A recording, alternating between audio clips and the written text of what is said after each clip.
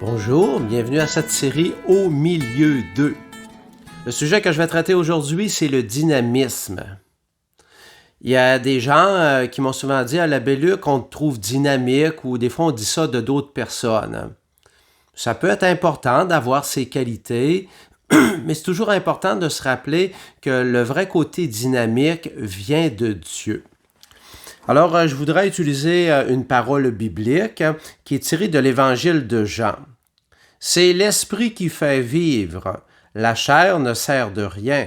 Les paroles que je vous ai dites sont esprit et elles sont vie. Alors, c'est tiré de l'Évangile de Jean, le 6e chapitre, le 63e verset. Je le répète, c'est l'esprit qui fait vivre. La chair ne sert de rien. Les paroles que je vous ai dites sont esprit et elles sont vie.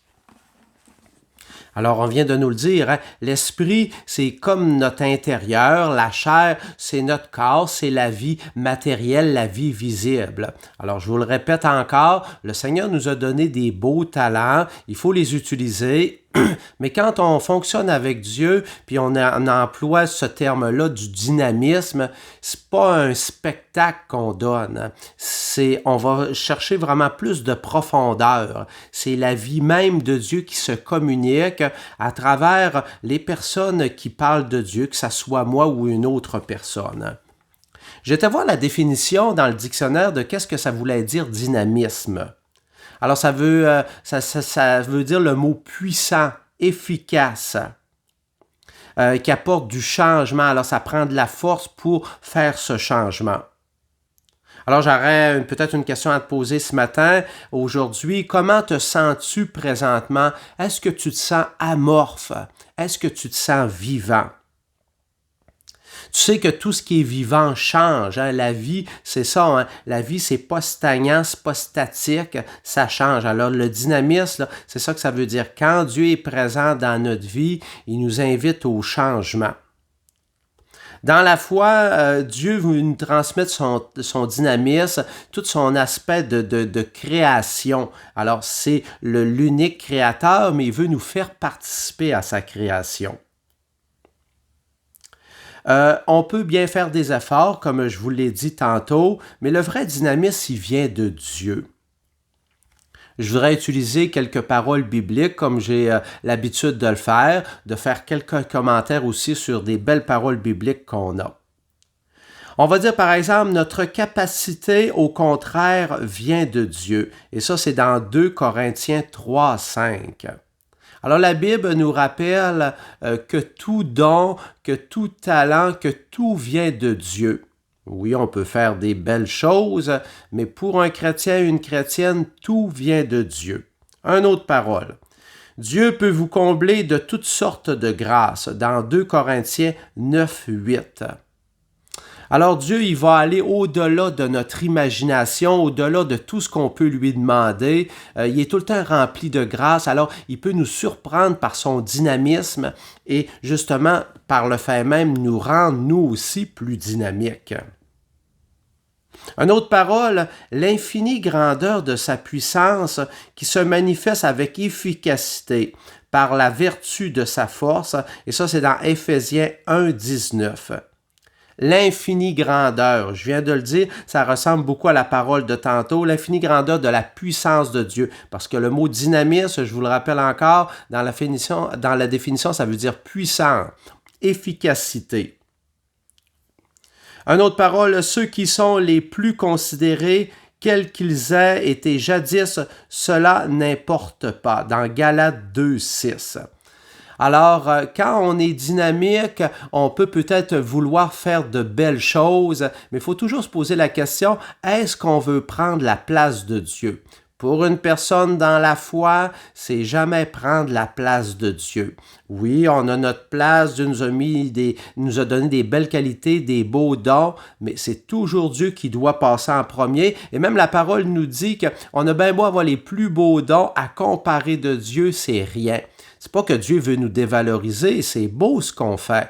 Mais c'est pour comprendre là, que la grandeur de Dieu, elle est plus grande encore que nous et c'est elle qu'on doit faire passer en premier. la diversité des ministères, mais c'est toujours le même esprit, le même Seigneur, dans 1 Corinthiens 12, 5. Alors, on nous dit que on n'a pas tous les mêmes talents. Moi, j'ai des talents, vous en avez, mais c'est toujours Dieu qui agit derrière. Dieu, on ne peut pas le saisir. Dieu, il est plus large que juste mes talents à moi parce que je ne peux pas contenir Dieu. Puis vous ne pouvez pas contenir Dieu, mais tous ensemble, on est comme un peu une partie de Dieu. Puis encore, même on additionnerait tout le monde ensemble, c'est encore une infime partie par rapport à Dieu. Je veux faire comprendre dans le thème du dynamisme. Le dynamisme, c'est de reconnaître la grandeur de Dieu, comment que Dieu il est grand, comment que Dieu y agit à travers nous. Selon sa grande miséricorde, il nous a régénérés par une espérance vivante. Et cette parole, c'est dans 1 Pierre 1,3, la première lettre de Pierre 1,3. Selon sa grande miséricorde, il nous a régénérés d'une espérance vivante. Alors le dynamisme vient de Dieu, c'est lui qui refait la vie à l'intérieur de nous. On dit même des fois dans des documents que si Dieu était complètement absent de toute la création, qui est l'univers et nous-mêmes, ben, même s'il y a des lois naturelles, ça aurait peut-être tendance à comme mourir. La nature, elle peut fonctionner d'elle-même, elle a une forme d'indépendance. Mais encore là, ce Dieu-là, il est toujours en arrière parce qu'il aime sa création, il la laisse fonctionner, mais il est là, il n'est pas absent. Je dis à chacun de vous de n'avoir pas de lui-même une trop haute opinion, mais de revêtir des sentiments modestes. Et ça, c'est dans Saint Paul aux Romains 12, 3. Encore là, ça vient dire, faut toujours se le rappeler, la présence de Dieu, c'est elle la plus importante. Dieu, c'est plus important que nous. Nous sommes ses instruments.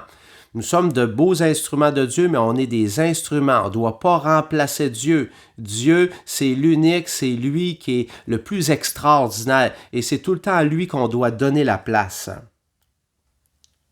Je puis tout par celui qui me fortifie. Encore une fois, Saint Paul aux Philippiens 4,13. Alors Saint Paul reconnaît qu'il fait de grandes choses, mais avec la toute-puissance de Dieu. Parce que la toute-puissance ne vient pas de nous, mais elle vient de Dieu. Le dynamisme ne vient pas en tant que tel de nous, mais il vient de Dieu. On participe au dynamisme de Dieu. Et enfin, une autre parole, revêtez-vous de toutes les armes de Dieu, afin de pouvoir tenir ferme contre les ruses du diable, dans Éphésiens 6, 11. Ça paraît drôle un peu cette parole, hein? Vous savez que notre vie de chrétien, de chrétienne, c'est un combat spirituel, faire les œuvres du bien. On est très fragile des fois à faire des œuvres du mal, même si on est des chrétiens et des chrétiennes. Mais on doit faire, Dieu c'est ce qui nous demande de faire les œuvres du bien et Dieu veut nous munir des armes de la foi. Alors c'est un combat, alors Dieu veut nous mettre sa vie parce que si la vie de Dieu n'est pas là, si le dynamisme n'est pas là, c'est la mort qui s'installe, c'est l'ennemi qui prend de la place dans notre vie. Alors n'ayez pas peur de dire à Dieu, Dieu je veux que tu sois le premier dans ma vie parce qu'avec toi, j'ai confiance, tu vas me donner la vie et tu vas faire de moi que je vais m'épanouir plus que ce que moi je pourrais planifier par rapport à moi-même. Alors encore une fois, il y aurait plein de belles choses à dire. On va se donner un petit temps de silence pour méditer sur toutes ces belles paroles. Amen.